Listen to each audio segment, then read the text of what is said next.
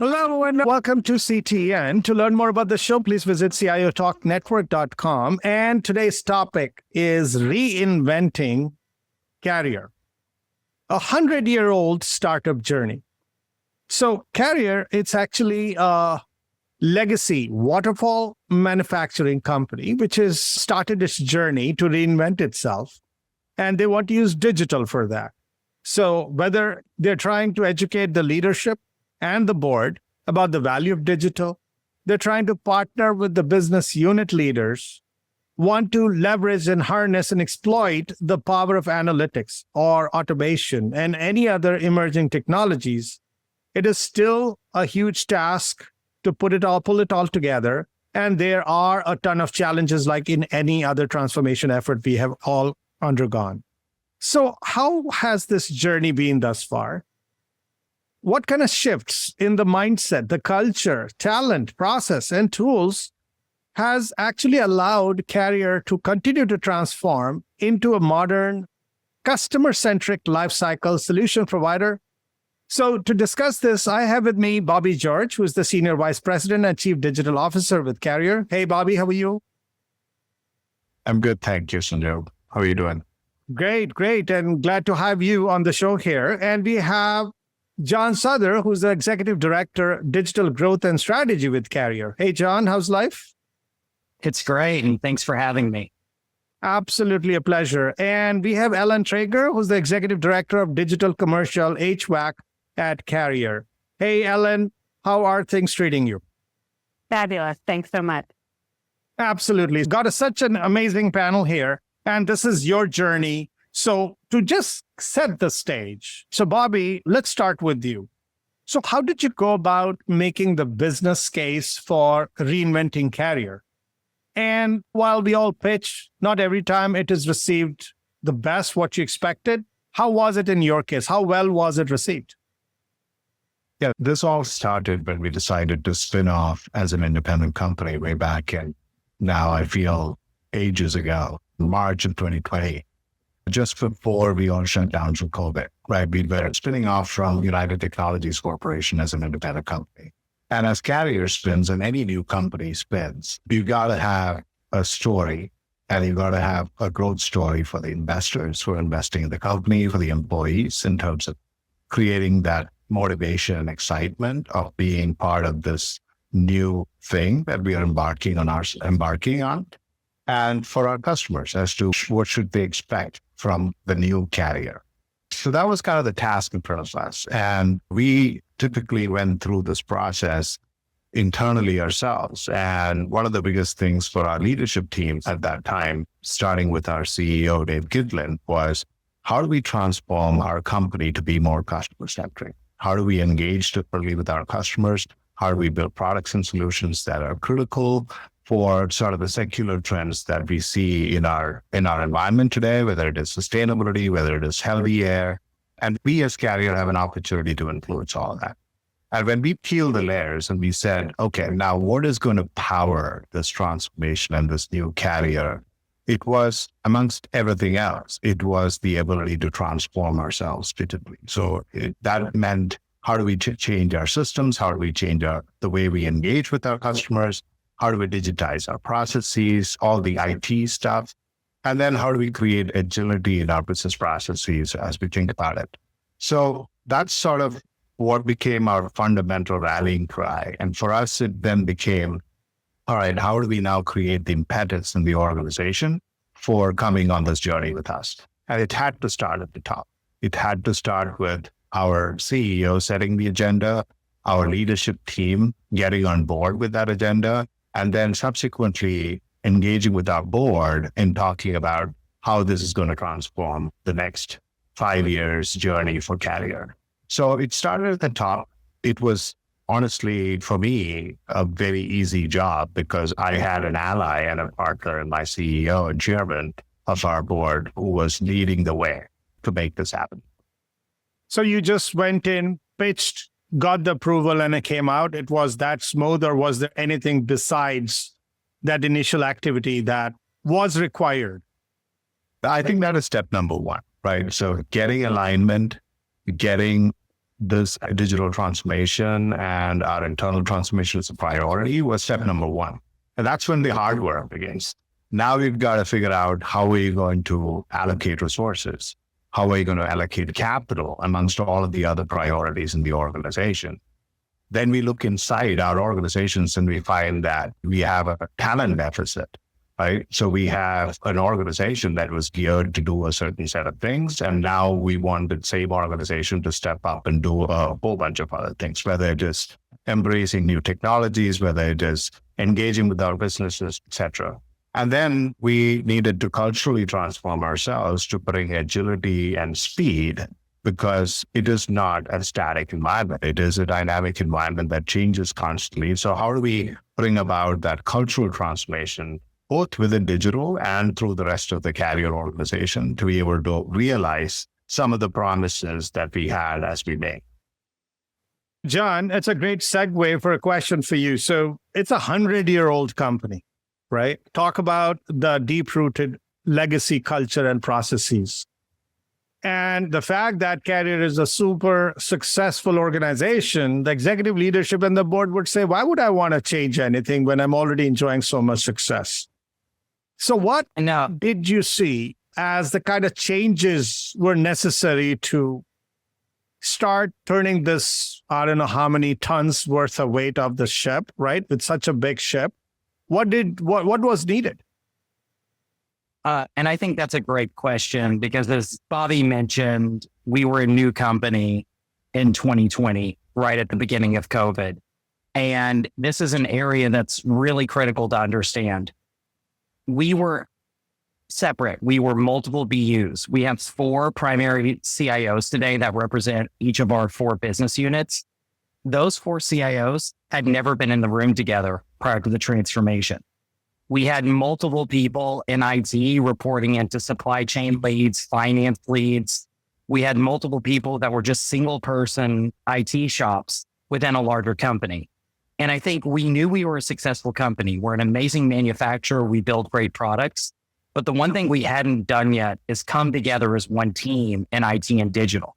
And that's the first thing we did. We got everybody in a room together. That's how this all started. It was getting everybody in a room together with one sheet of paper.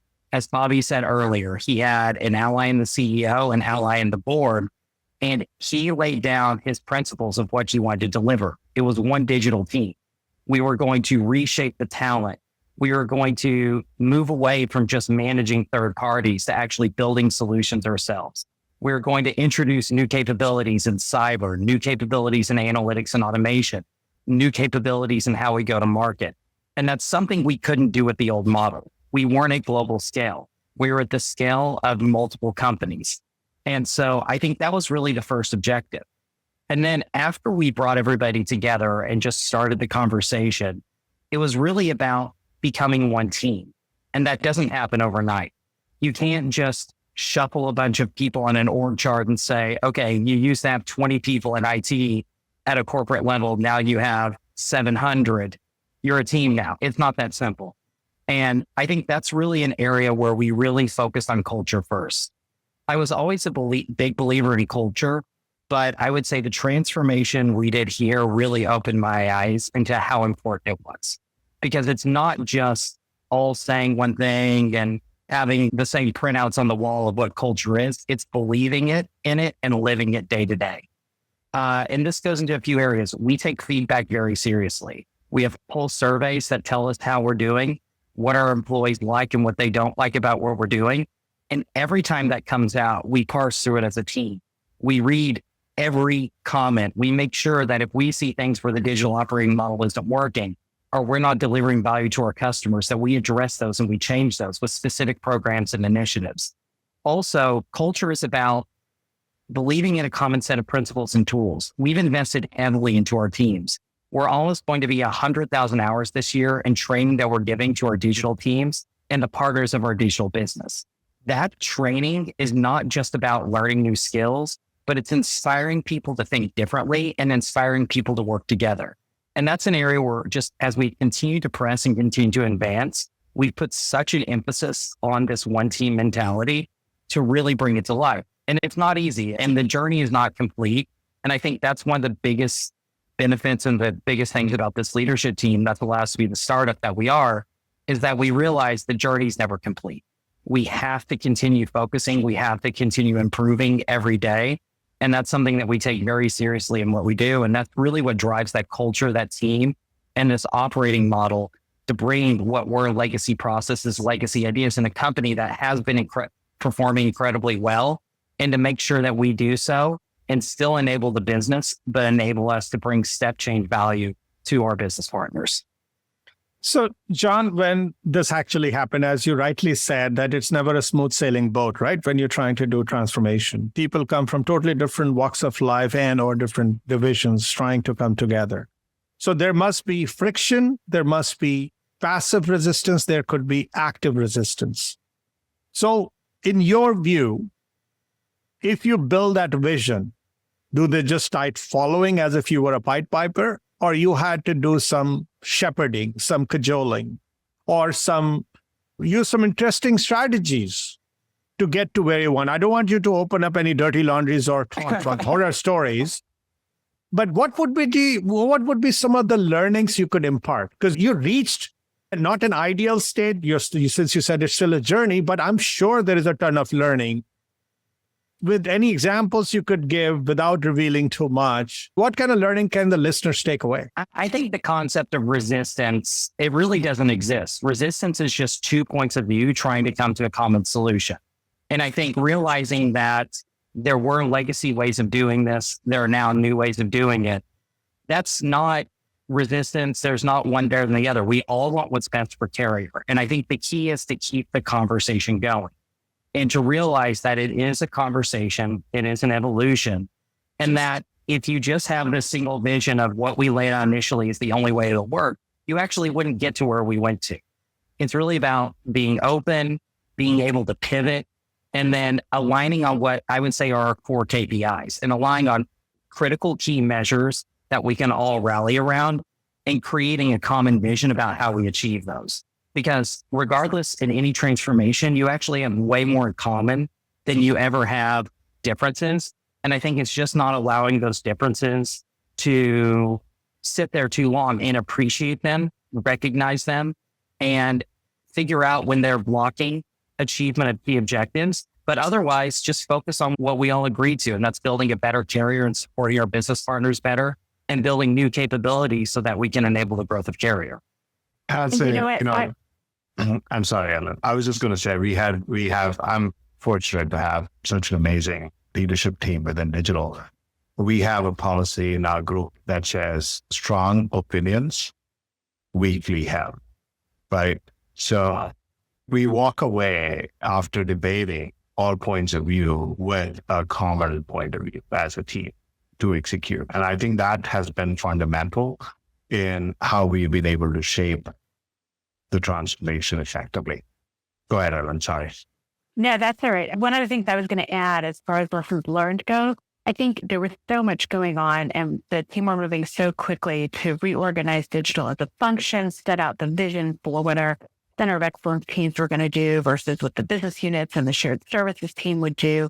Get a different way of operating, different expectations for the business users. They weren't used to people telling them to open a ticket for themselves. They relied sometimes on our people to do things like that for them. So we have a lot of culture change to do with them as well. And what I was thinking about from a lessons learned perspective is how we've kind of peeled the onion back. We laid out a lot of things at top level. And then as we got employee feedback that said, we don't really understand this piece or that piece, we knew we had to peel back and get more detailed in certain areas so the teams could work effectively together and in a relatively consistent way across the different business areas. So building on that, so Ellen, while of course the very important is get the business buy-in and then you set up the culture, the process, at least start that process. But then there are some business processes. There are technological changes that you have to bring about, a fundamental architecture that needs to align with everything. All of that must have started, and devil is usually in the execution of that, right? So what do you think were the right things done at the very onset of this journey, besides once you've kind of had the culture and the overarching processes re-looked at? rethought and reimagined, but also the technology stack and everything else in between, which would have positioned you well? I think the focus on a few critical new capabilities for the digital function was really important. IoT type capabilities for digital product is one, analytics and automation, which was mentioned earlier, is another, and cyber.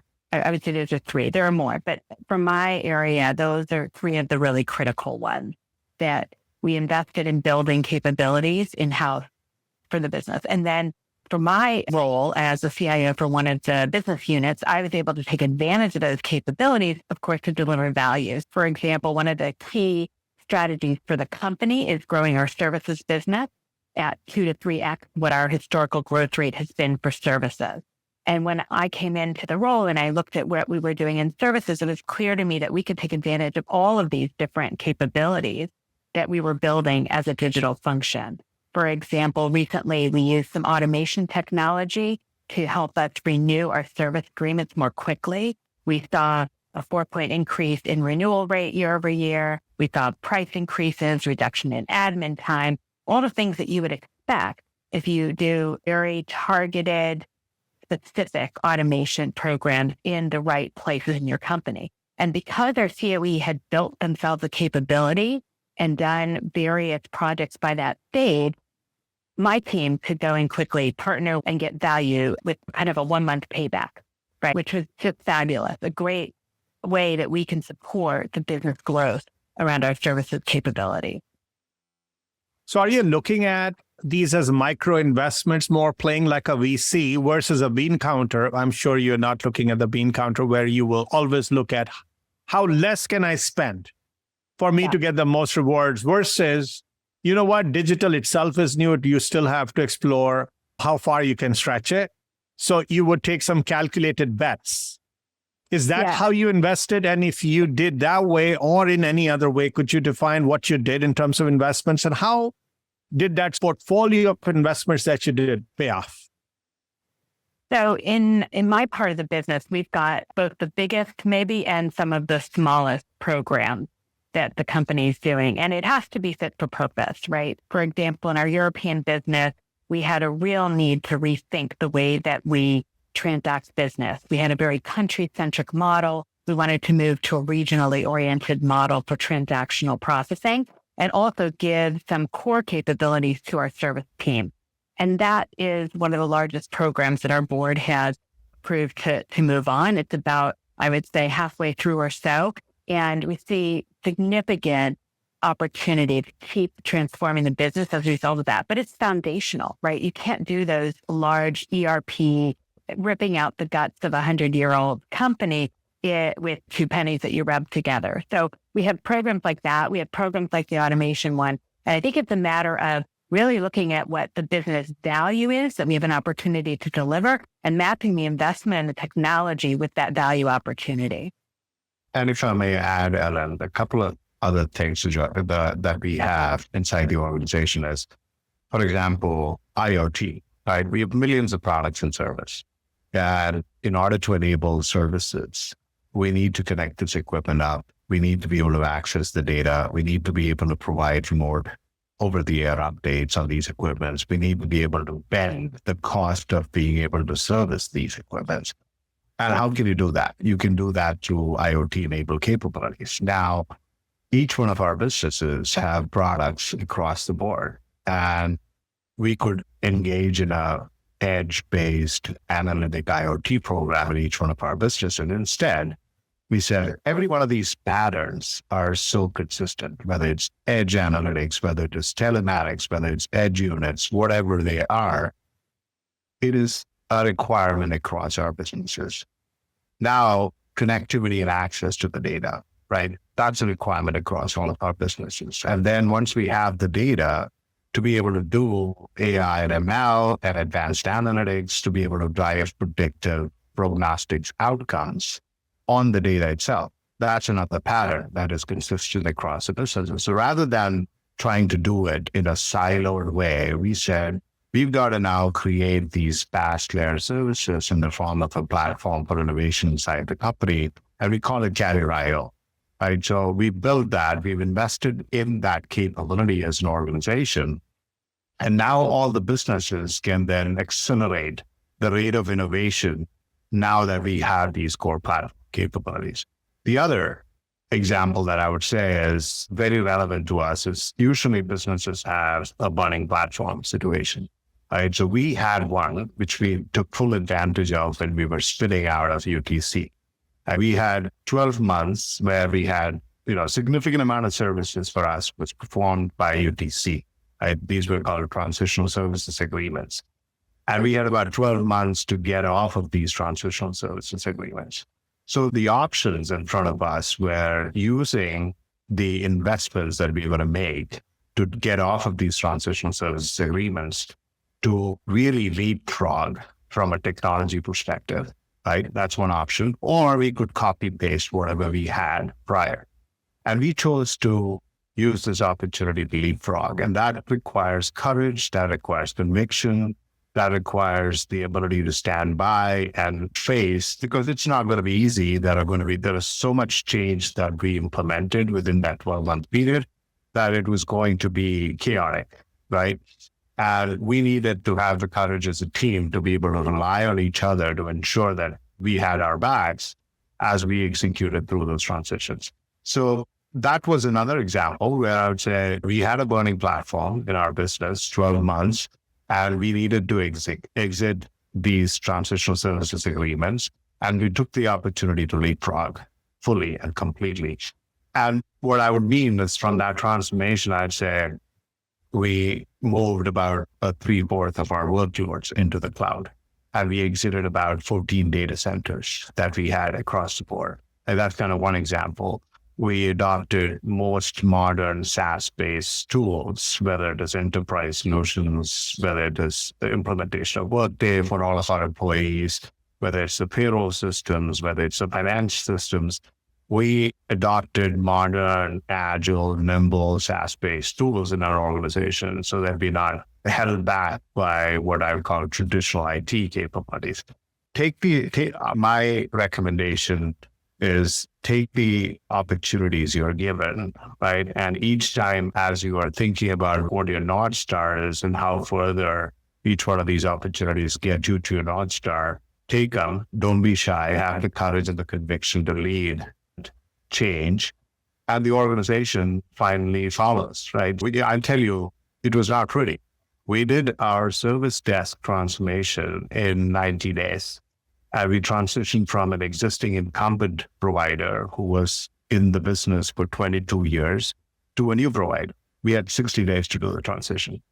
And it was chaotic. I mean, all of our SLAs, all of our metrics, everything was very poor once we went live with the new service desk. But this team really stood up and said, we're going to fix it. We looked at the right metrics, we looked at the right measures, and we did all of the things that we needed to do to ensure that we hit our SLAs and our service level goals and our customer satisfaction goals. So I'd say take a shot, make sure you put the right bets in the right place, and then follow that through with clear KPIs and metrics to measure your progress. And one thing that in what Bobby highlighted is we used to spend 90 to 95% of our entire budget on run. We were talking about the new capabilities that we've built. Those came out with a significantly better cost profile, which allowed us to then have analytics and automation, advanced cyber, and new capabilities. And so I think that's really key is as you have these burning platforms and you take these shots on new opportunities, make sure that they are coming out at the future state cost profile that you want to. So you have that money to invest in these new game-changing capabilities like Carrier.io that it set us up for the future as a digital company. This is quite a journey, as you all have narrated. So there are some learnings, and I think, Bobby, you started talking about the learnings in specific instances. If you were to take a stab at this question of, if you had to do this all over again, what would you do differently? What would be a response to that, Bobby? Maybe not bite off as much as we did in year one. I think definitely this has put a tremendous amount of strain on the internal digital teams, right? So you need to be able to, we were going through multiple levers of transformation at the same time. So, for example, as John said earlier, we were combining the organization into new organizational constructs of COEs and shared services organizations and BU-focused digital functions that Ellen and others represent. We were doing that. That's significant organizational change. We were upskilling the organization at the same time. So the training that John talked about, we were going through our internal cultural transformation, which is centered around Agile, right? So autonomous teams driving that. And we were executing like a tremendous amount of programs, which were all kind of time-bound and high risk. So I would say the organization went through a period of tremendous strain, especially now you couple that with COVID, the inability to bring together people in a common room to have a walk-the-walk kind of conversation and really having to do it all over Zoom meetings, etc. Those were sort of troubling and challenging for us. And maybe I would have paced our transformation journey initially a little bit differently just to make sure that people are not burnt out in the process. We have taken our pedal off the accelerator a little bit since then, I would say, since then, but we continue to push forward into new areas that we talked about, whether it is new digital products and platforms that we've launched, and a lot more customer engaged, direct to customer, consumer type e-commerce and digital capabilities as well. So that would be my one big thing is pace the transformation journey. So Ellen, when you went into the execution, and I'm sure you would have many learnings as well, what would you say you would recommend for the listeners, like almost like an advice or a warning, a caution you'd like them to heed? And also, if you were to continue your execution path and with new ideas and new things that you are putting in place, how would you change your style? How would you change your approach to executing things? So as far as, I guess, a caution, I'm not sure if I have that as much as some continued steps, right? I mean, we talked about working hard to go fast, putting the right metrics in. I just wanted to make sure to add to it. One of the things that I've tried to do over the years is focus on continuous improvement as it relates to operational excellence. One of the great things that our infrastructure team has done is put a team in place that really cares about what is the root cause analysis? How do we get better? How do we hone our metrics to make sure that whatever we see, if it's green, it means that the users actually feel green. So I guess I would make that as an add and make sure that folks recognize that the high level stuff, it'll get done fast, but the journey has to keep going. As far as how we move forward from here, there's so much opportunity. There's so much demand for our team and the great things that we've been able to develop and deliver so far. We have to find ways to prioritize doing the right things at the right time and with the business units and business teams that are ready. And that means they're ready to really hunker down and be an integrated part of the Agile Scrum teams that we have. They're ready to roll up their sleeves and solve problems and address their data challenges and commit to change management. We all know that adoption and change management are the key to value, right? We can deliver the most amazing piece of technology, but without those other two elements, we're not delivering the value we need. So it's making sure that we have that complete understanding of the path to value and tracking people and resources throughout it. Yeah, I mean, that's a great point, Ellen. I think meeting the teams where they are is, I would say, a very significant part of this thing as well, because not everybody is as ready to get on this transformation journey as everybody else. So, Ellen, one quick question. So you mentioned about continuous improvement. So many times people look at that and say, yeah, that is going to be business as usual with some tinkering. But if you're transforming, there has to be some creative destruction come along the way as well, right? You let go of something for making room for the new. Did you guys have to do anything in that regard? Yeah, I mean, we let go of a lot of the old ways of working. I mean, even as simple, quote unquote, as waterfall to agile. I mean, that's letting go. And there's a huge amount of education for ourselves, education for the business partners, and consistently looking at how well are we really doing on that? Are we really learning as we go and improving our capabilities with each project, with each sprint? And that's a different muscle. that we have. It's just an example of one that we have to continue to build over time. And the initial shift where you say, next year, I'm going to go from 0 to 70% of my projects to be agile. That's the big rip off the Band-Aid moment. But if you get there, then going from 70 to 75 to 80, that for me is continuous improvement. And it's where tons of opportunity comes forward. And to all of that, John, you talked about the culture, the foundation. What you set out to do in terms of the kind of culture you want to fix or tweak in order to get started. And now you were neck deep into the transformation and there is more to come. Would you say you have a holy grail of a culture that you would like to set or get to so that this doesn't remain a snapshot of a project, but it becomes an ongoing, disruptive, transformative journey where you always reinvent yourself and kind of maximize your own potential as a company? I think that's a great question. And to some of the points that Bobby and Ellen were raising earlier, one of my favorite quotes is, if you want to go fast, go with a few. If you want to go far, go with many. And I think when we were talking about a lot of the transformation we were doing, it was on infrastructure, service desk, back-end things, where we as a digital function could just look within ourselves and go fast, a few. We now as a digital team are accustomed to a pace. We're accustomed to a speed where almost change is the constant.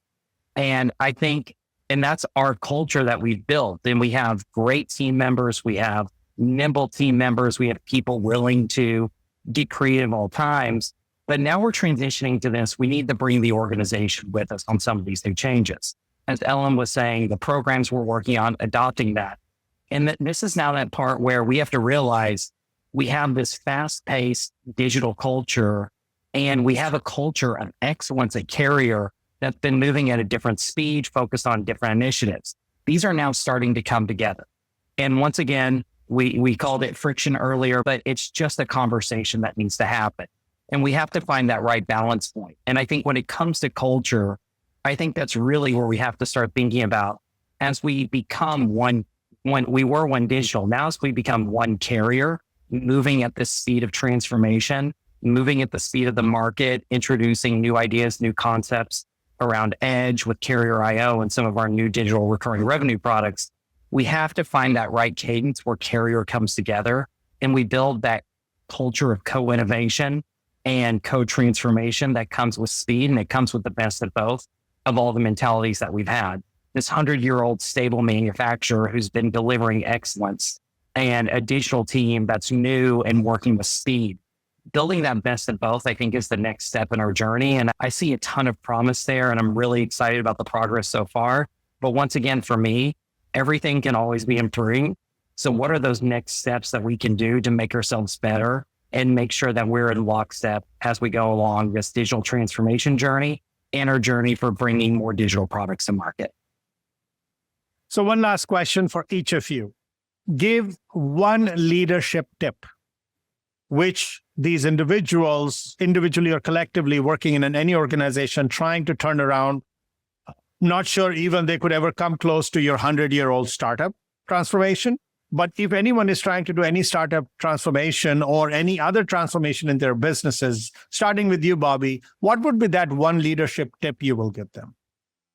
So I would say, for me, I have always looked back and said, how do I know we are successful in transforming Carrier? Like, what is that key measure that we would identify and say, yep, we've got there? For me, our business unit presidents and our leadership team clearly understands our position in how Carrier can influence in the mega cycles that we are in, whether it is sustainability, whether it is healthy air, that we are in a unique position to solve.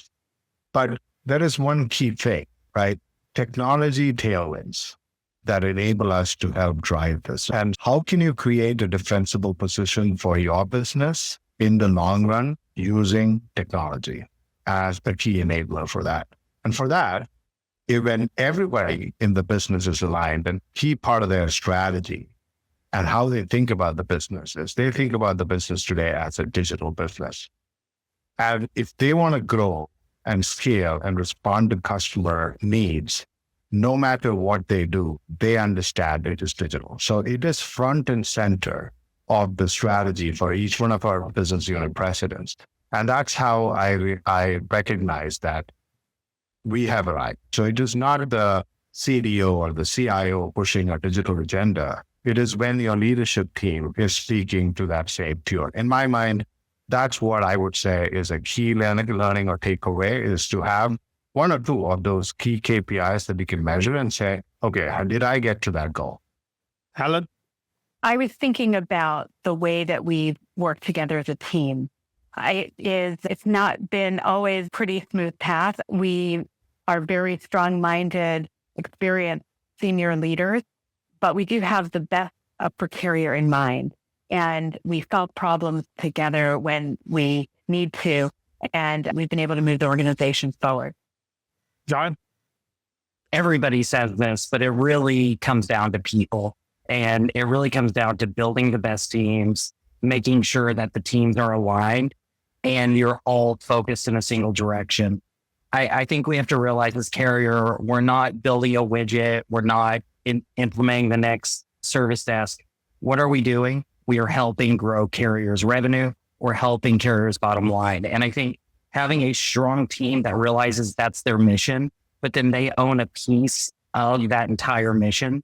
So you put ego aside, you put, personal ambitions aside, and it's once again, what's best for Carrier and what's best for our joint mission, and getting everybody thinking about that and excited to come to work every single day to drive the one Carrier mission, I think is absolutely critical. Once again, thank you so much, Bobby, John, and Ellen, for sharing your insights about reinventing Carrier, this 100-year-old organization, into a startup mode and reaping the benefits. Thanks so much. Thanks for having us. Thank you. Thank you. And listeners, please connect with us on social media. Subscribe to our podcast. Once again, thank you for listening to CTN. This is your host, Sanjay Raul, signing off. Till next week, take care and God bless.